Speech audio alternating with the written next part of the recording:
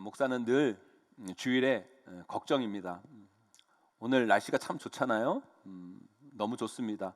그러면 주일날 날씨가 이렇게 좋으면 날씨가 참 좋다 그러면 되는데, 목사는 걱정인 게요, 오늘 날씨가 너무 좋아서 우리 성도님들 예배 안 드리고 어디 놀러 가면 어떻게 하나, 그런 걱정이 들어요.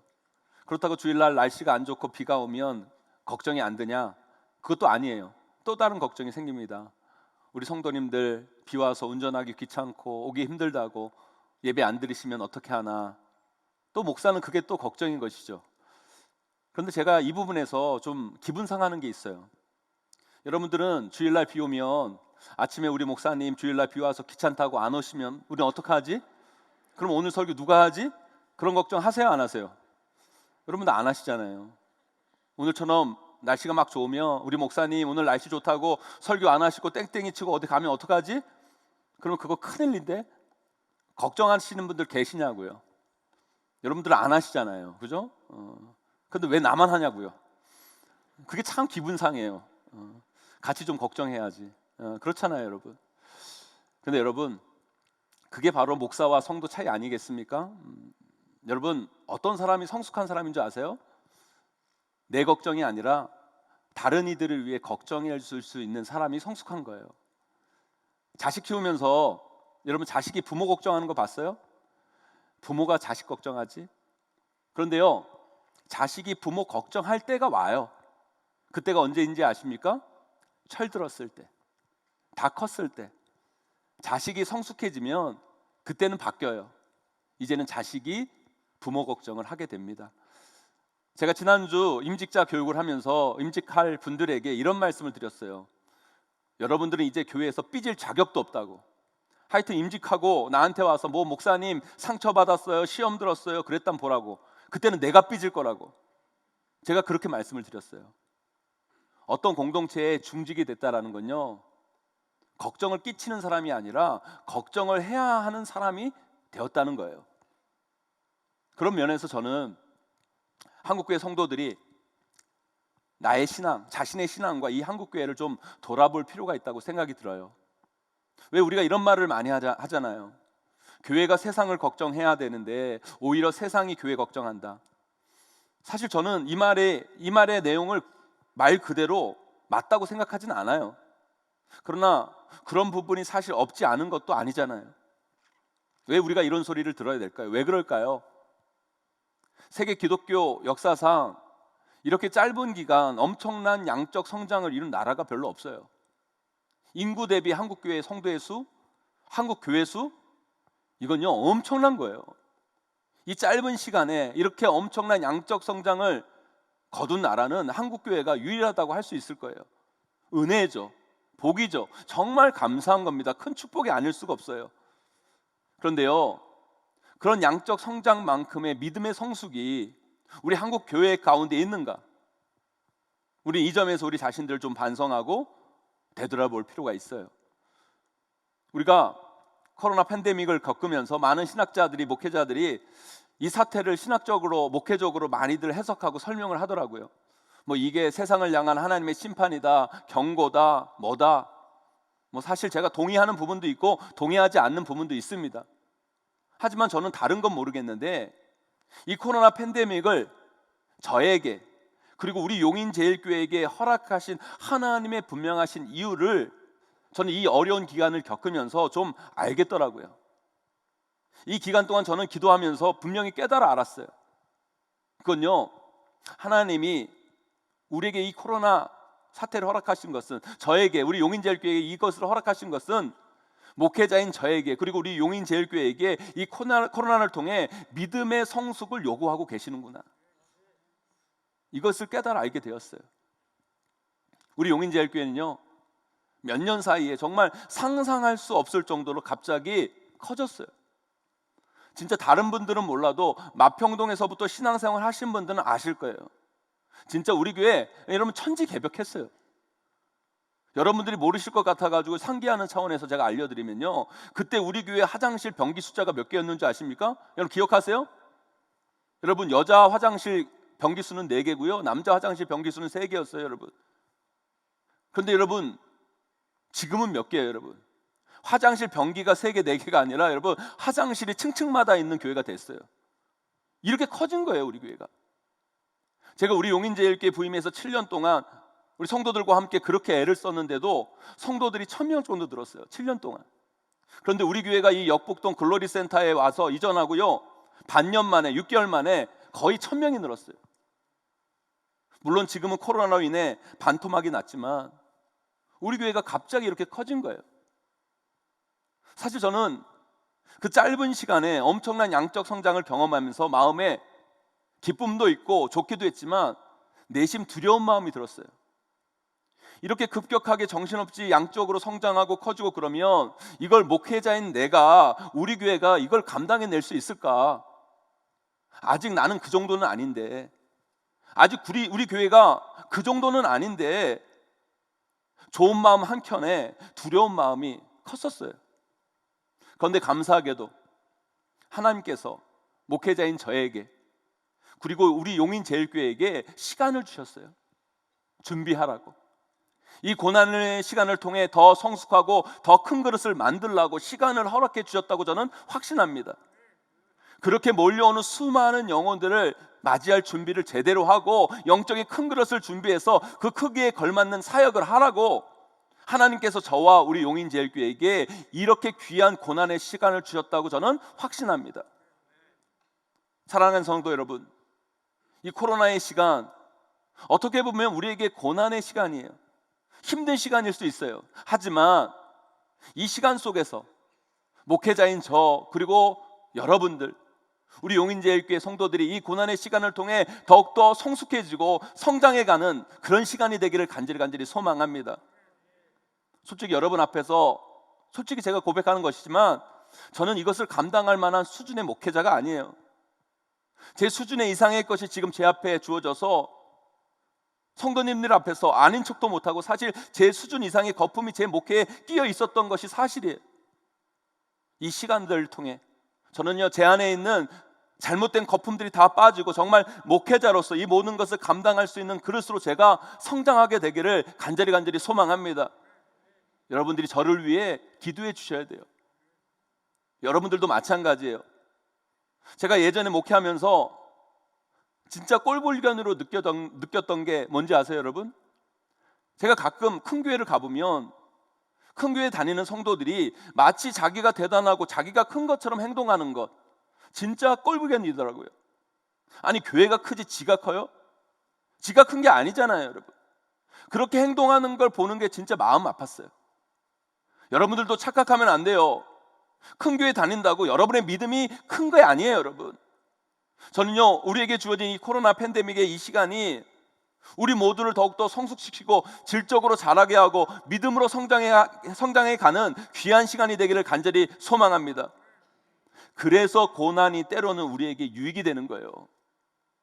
이 고난의 시간을 통해 우리의 믿음이 더 자라고 성숙해져야만 합니다. 그래서 우리 교회의 규모와 크기와 성도의 수만큼의 질적인 성장, 믿음의 성숙을 반드시 저와 여러분, 우리 용인제일교회가 다 이뤄내기를 바라겠습니다. 그렇다면 우리가 크리스찬으로서 우리의 믿음이 자라고 성숙해 간다는 것은 무엇일까요? 몇 주 동안 이 주제를 가지고 여러분들과 함께 말씀의 은혜를 나누기를 원해요. 오늘은 그 첫 번째 시간으로 아브라함의 믿음을 보면서, 아브라함의 믿음을 통해서 우리가 본받아야 할 믿음의 성숙은 과연 무엇인가, 우리가 함께 은혜 나누기를 원합니다. 오늘 말씀 잘 들으셔서요, 우리 모두 이 코로나라는 고난의 시간을 통해 우리의 믿음을 더욱더 성숙시키고 자라게 해서 하나님이 기뻐하시고 내실이 꽉 찬 목회자인 저, 그리고 우리 귀한 성도님들, 우리 용인제일교회로 거듭나게 되기를 주님의 이름으로 간절히 축원합니다.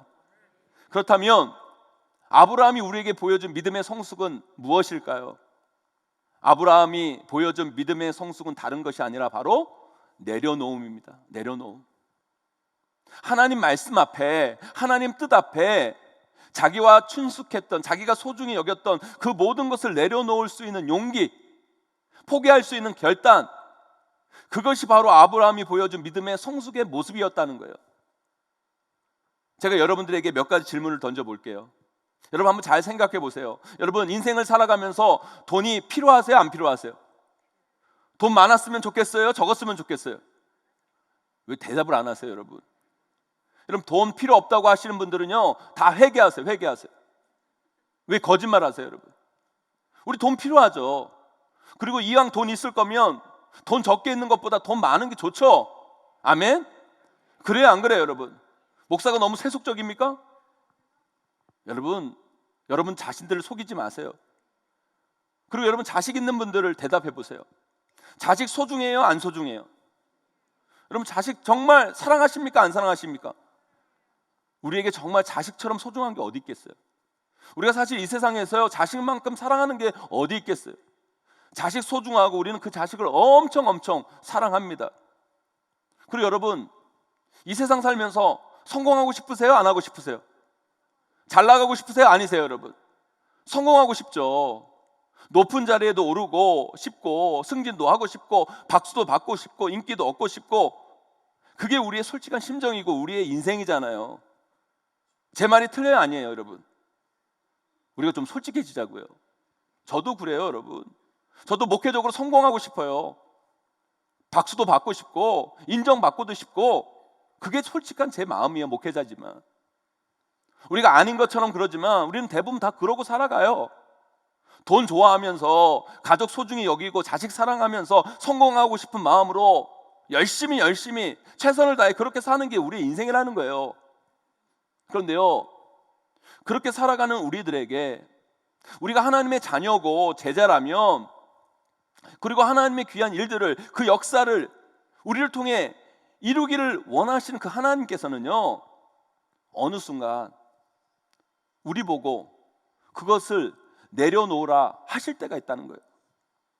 우리 보고 그것을 포기하라고 하실 때가 있다는 거예요. 그러면 여러분 어떻게 하실래요? 그걸 내려놓을 수 있으시겠어요?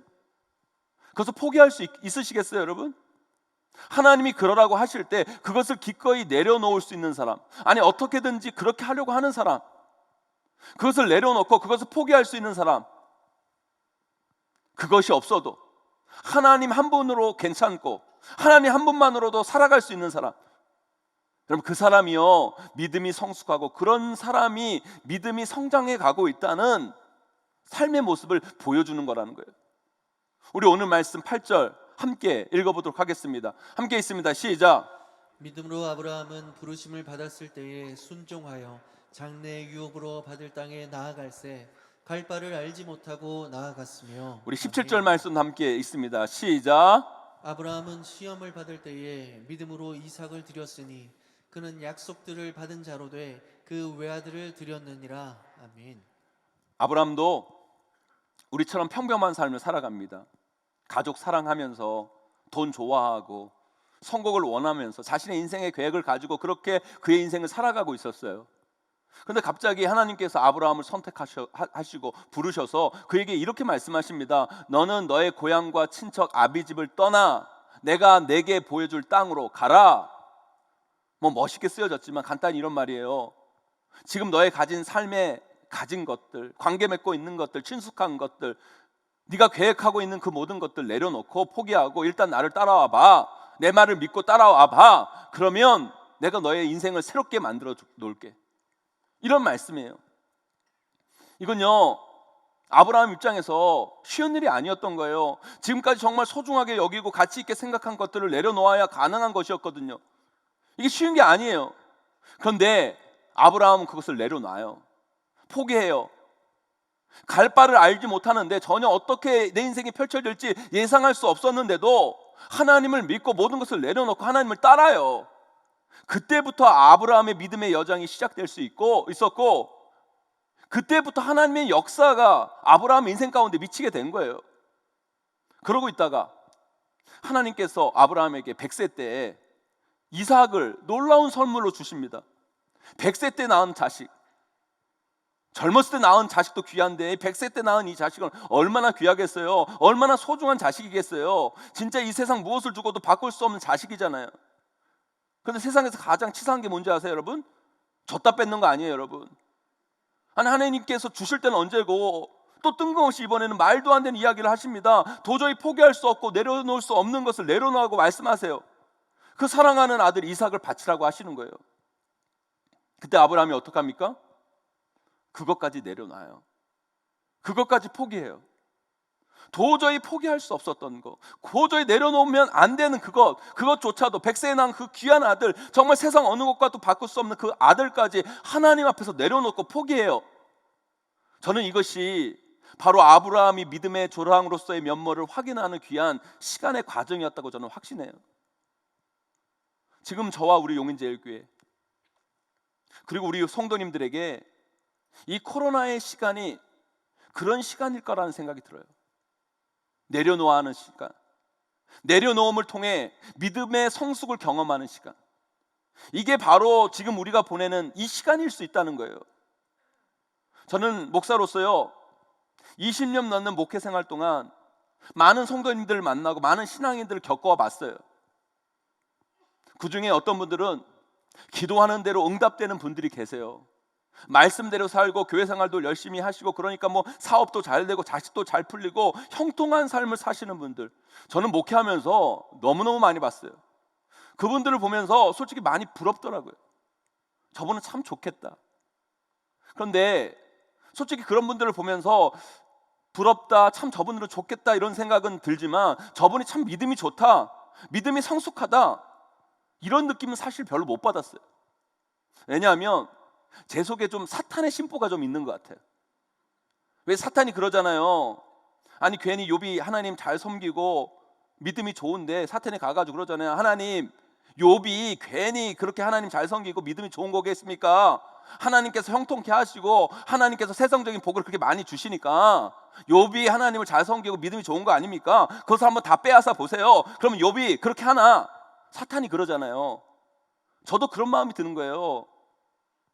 저분에게 저거 빼앗으면 그래도 저분이 교회 나올까? 저분에게 저 돈, 저 형통, 저 성공이 사라져도 저분이 그렇게 열심히 신앙생활할까? 그런 생각이 드는 거예요. 그런데 여러분, 제가 목회를 하면서 경험한 거지만 한국교회는요 그런 분들이 참 많으세요. 많이 계세요. 저는 목회하면서 그런 분들을 수도 없이 많이 봐왔어요.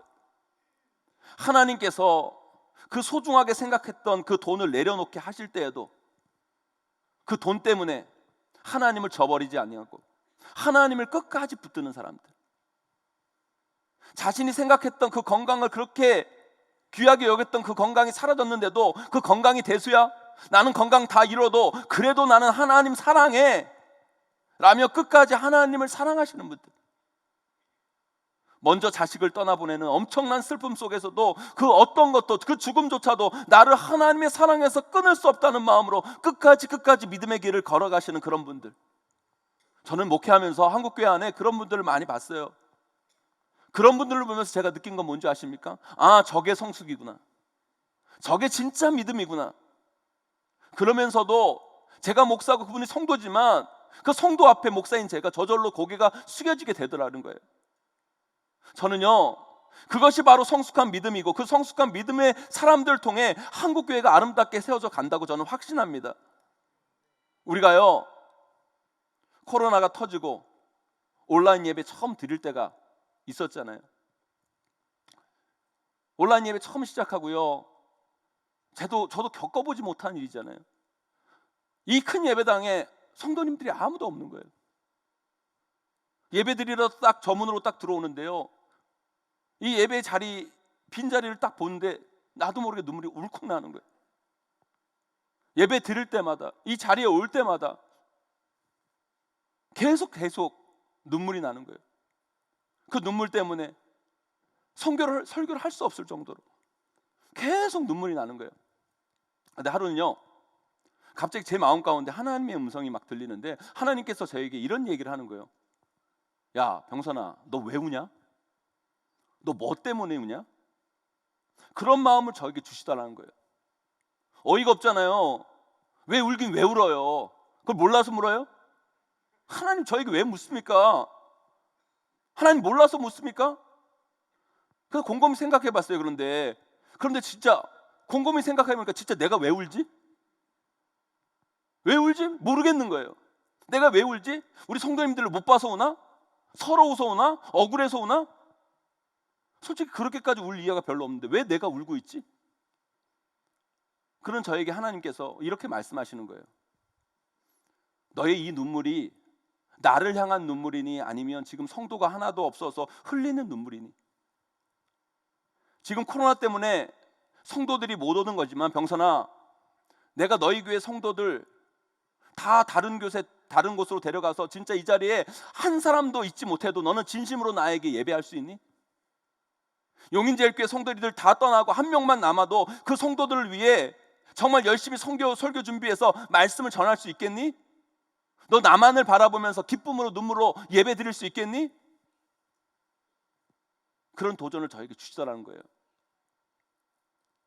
그때 저는 알았어요. 아, 하나님께서 이 코로나 시간을 통해 지금 내 목회를 정돈시키고 계시구나. 크고 많고 화려한 것만을 보지 말고 정말 목회에서 중요한 것을 놓치지 말라고. 내가 목회에서 중요하게 지금 생각하고 여기고 있는 것들을 내려놓을 수 있는 것임을 하나님은 이 시간을 통해 저에게 깨닫게 하시는구나. 그것을 알게 했다는 거예요. 저는 하나님께서 지금 우리에게 이 코로나 팬데믹을 허락하신 것은 하나님보다 더 소중하게 여겼던 우리 안에 있는 모든 것들을 내려놓음을 통해 하나님은 우리에게 우리의 믿음의 성장을 원하고 계신다는 확신이 들어요, 여러분. 사랑하는 성도 여러분, 여러분들은 하나님께서 내려놓으라고 하시면, 포기하라고 하시면 여러분 인생에서 정말 소중하고 친숙하고 가치 있게 여기는 그것조차도 내려놓고 하나님을 사랑하고 하나님만을 따를 수 있겠습니까, 여러분? 그렇게 하는 게 믿음의 성숙이고, 그렇게 할 때 우리의 믿음의 성장이 이루어지는 거예요. 마태복음에 한 부자 청년이 나와요. 그 부자 청년이 예수님께 묻습니다. 예수님, 무엇을 하여야 내가 영생을 얻을 수 있겠습니까? 그래서 예수님이 그걸 왜 나에게 묻냐? 계명을 지켜라. 그래, 그 사람이 그래요. 제가 모세오경에 나오는 그 모든 계명을 다 지켰습니다. 또 뭐 할 게 없습니까? 그러니까 우리 예수님께서 그 청년의 아킬레스건을 건드립니다. 우리 마태복음 19장 21절 말씀 함께 읽어보도록 하겠습니다. 함께 있습니다. 시작. 예수께서 이르시되 내가 온전하고자 할진대 가서 내 소유를 받아 가난한 자들에게 주라. 그리하면 하늘에서 부화가 내게 있으리라. 그리고 와서 나를 따르라 하시니. 아멘. 여기서 온전하고자 할진대, 여러분 오늘 주제에 맞춰 이렇게 바꿀 수 있을 것 같아요. 네 믿음이 성숙해지고 자라나고 싶냐? 더 큰 하나님의 믿음의 사람으로 나아가고 싶냐? 그렇다면 내 소유를 팔아서 가난한 사람들에게 나눠주고 나를 따라라. 이런 말씀인 거예요. 그리고 이 청년이 어떻게 하는 줄 아십니까? 우리 마태복음 19장 22절 말씀 함께 읽어봅니다. 함께 있습니다. 시작. 그 청년이 재물이 많음으로 이 말씀을 듣고 근심하며 가니라. 뭐가 많음으로? 뭐가 많음으로? 재물이 많음으로. 이 말씀을 듣고 근심하며 가니라. 이 청년은요, 믿음이 자라고 싶었어요. 더 큰 하나님의 사람으로 성장하고 싶었어요. 그런데 여기서 막혀요. 내려놓은 포기에서 막혀요. 왜요? 예수님은 지금 그가 가장 뭘 중요하게 여기는 줄 아셨거든요. 그가 하나님보다 더 소중하게 여기는 게 뭔지 아셨거든요. 그래서 그걸 내려놓으라고, 그걸 포기하라고 말씀하세요. 그런데 그 포기 내려놓음이 이 청년은 안 되는 거예요. 그래서 그의 믿음이 결코 자라날 수가 없는 거예요. 성숙해질 수가 없었던 거예요. 성장할 수 없었던 거죠. 그런데 아브라함은 달라요. 하나님은 아브라함이 정말 소중히 여기는 것도 아셨어요. 그 삶에서 하나님만큼 정말 아끼고 중요하게 여기는 걸 알았어요. 그래서 아브라함에게 얘기합니다. 그걸 내려놓으라고 하세요. 포기하라고 하세요. 그런데 이 아브라함은 놀랍게도 그걸 내려놓네요. 포기하네요. 그리고 하나님을 따라요. 이게 바로 믿음의 조상으로 이끈 아브라함의 믿음의 모습이었다는 거예요. 그것이 있었기에 아브라함 믿음의 조상으로 설 수 있고, 그 아브라함을 통해 하나님의 나라의 역사가 시작된 거예요, 여러분. 사랑하는 성도 여러분, 왜 한국 교회가 점점 성숙을 잃어가는 줄 아세요, 여러분? 교회가 세상을 걱정하는 게 아니라 세상이 교회를 걱정하는 지경에 이른 줄 아십니까, 여러분? 저는 이 포기, 이 내려놓음이 어려운 구조가 우리 한국교회 가운데 펼쳐지고 있다는 생각이 들어요. 이 청년의 고민이 지금 한국교회의 고민이고 이 땅의 크리스찬들의 고민이 아닌가 생각이 들어요. 재물이 많음으로 근심하며 떠나가니라. 포기하지 못할 게 많음으로 근심하며 예수님을 떠나가니라. 내려놓을 게 너무 많아서 근심하며 예수님을 외면하더라. 한국교회가요 양쪽으로 커졌어요. 수많은 교회들, 수많은 성도들이 있어요. 그게 축복이죠, 은혜죠. 그런데 다른 한편으로 영적으로 보면 지킬 게 너무 많아진 거예요. 성도들도 지켜야죠, 자리도 지켜야죠, 재정도 지켜야죠, 조직도 지켜야죠. 아니요, 하나님은 때로는 그걸 과감히 내려놓으라고 말씀하세요. 그걸 포기하라고 말씀하세요. 그때 우리 교회는 그것을 포기하고 내려놓을 준비가 되어 있습니까? 그 모든 것을 버리고 하나님을 따를 준비가 되어 있냐고요. 이것이 우리를 그저 부자 청년으로 살 것인가, 믿음의 조상 아브라함으로 살 것인가를 결정하는 거예요. 어설픈 믿음의 길에 서서 허둥대고 있을 것인가, 아니면 놀라운 하나님의 역사 가운데로 나아갈 것인가가 거기서 결정된다는 거예요. 저는 이런 면에서 저와 우리 용인제일교회 우리 성도님들이 이 믿음의 성숙을 이루어 가야 된다고 저는 확신합니다. 우리는 믿음 좋은 사람은 이런 사람이라고 생각합니다. 기도하고 응답을 많이 받는 사람, 자기가 기도한 대로 다 되고 형통하고 세상적인 축복을 많이 받고. 그런데요, 제가 목회하면 할수록 더 많이 느끼는 거지만 그런 사람들이 진짜 믿음의 사람들이 아니에요, 여러분. 왜요? 세상에 가보세요. 우리보다 더 잘 나가고 우리보다 돈 많고 우리보다 부자들 더 많아요. 세고 셌어요. 그러면 그런 사람이 하나님의 축복을 받고 그 사람들이 믿음이 좋은 겁니까? 아니요. 진짜 믿음의 사람들은 그런 사람이 아니에요. 진짜 믿음의 사람은 어떤 사람인 줄 아세요? 하나님 앞에서 내 뜻을 꺾을 수 있는 사람이 믿음 좋은 사람이에요. 내가 원하는 거 가지고 기도함에도 불구하고 내 뜻대로 안 돼요. 내가 원하는 대로 안 돼요. 그럼에도 불구하고 하나님을 끝까지 신뢰하면서 하나님 놓치지 않고 끝까지 기도할 수 있는 사람, 끝까지 하나님을 붙잡을 수 있는 사람, 그런 사람이 믿음 좋은 사람이에요. 우리가 금식 기도하고 특별 새벽 기도 왜 합니까? 네, 물론 우리가 내 소원을 이루기 위해 시작해요. 시작은 그렇게 해요. 그런데 그렇게 하다가도 그 기도 속에서 하나님의 뜻이 발견되어지면 내 소원조차도 내려놓을 수 있는 것, 그게 성숙한 신앙인의 모습이고 그것이 믿음이 자라는 자의 삶의 모습인 거예요. 이제 여러분, 우리가 이 정도 신앙생활 오래 했으면 이제는 내 고집을 꺾고 하나님의 뜻에 관심 갖고 하나님 뜻에 순종할 때도 되지 않았습니까, 여러분? 우리가 아이 때나 자기 갖고 싶은 거 갖겠다고 어떻게든 땡깡 부려서라도 얻으려고 하는 거지, 철이 들면, 성숙해지면 부모의 뜻을, 부모의 마음을 헤아리고 그 앞에서 내 뜻을 조금 접을 수 있는 그런 성숙함이 있어야죠. 그래서 하나님은 우리에게 말씀하시는 거예요. 우리 예수님은 이렇게 얘기하시는 거예요. 너희는 먼저 그의 나라와 그의 의를 구하라. 그리하면 이 모든 것을 너희에게 더하시리라. 그래서 성숙한 믿음의 교회는요, 절대 경직되면 안 돼요.